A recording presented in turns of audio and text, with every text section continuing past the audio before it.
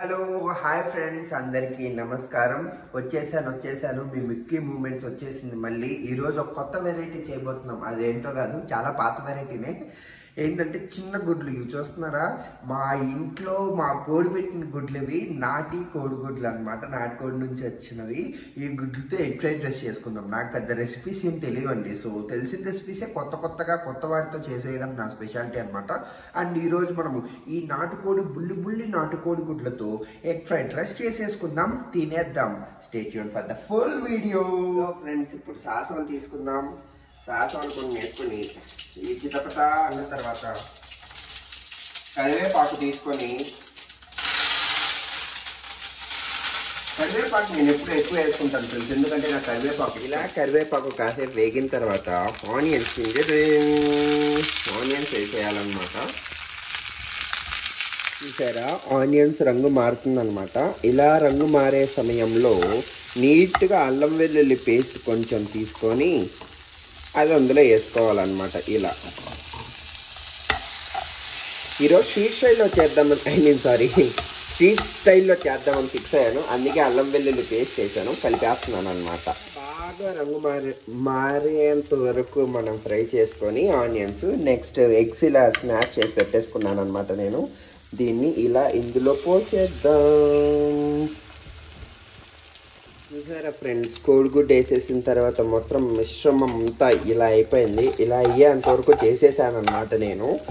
కాసేపు ఇలా చేసుకున్న తర్వాత ఇప్పుడు ఐ థింక్ మనం పౌడర్స్ అన్నీ మన మసాలాలు అన్నీ యాడ్ చేసేసుకొని దించేసుకుంటే మన ఎగ్ ఫ్రైడ్ రైస్ రెడీ అయిపోద్ది.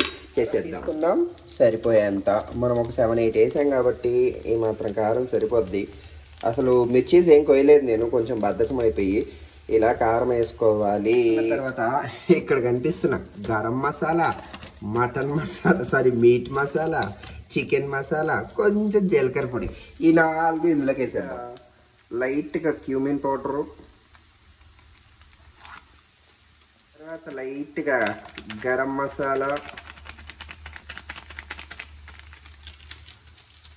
మళ్ళీ లైట్గా మీట్ మసాలా, మళ్ళీ కొంచెం చికెన్ మసాలా అనమాట.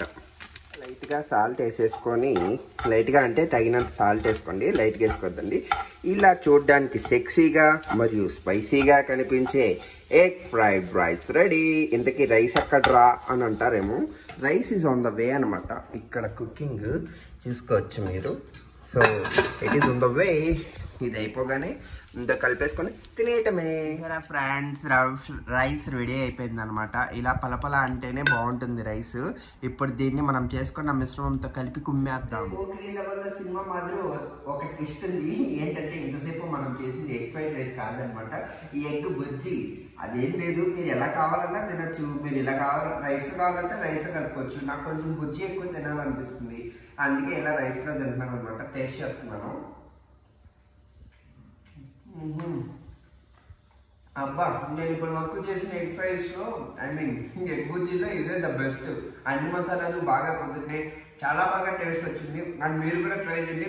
And don't forget to subscribe for Mickey moments. See you in the next one. By.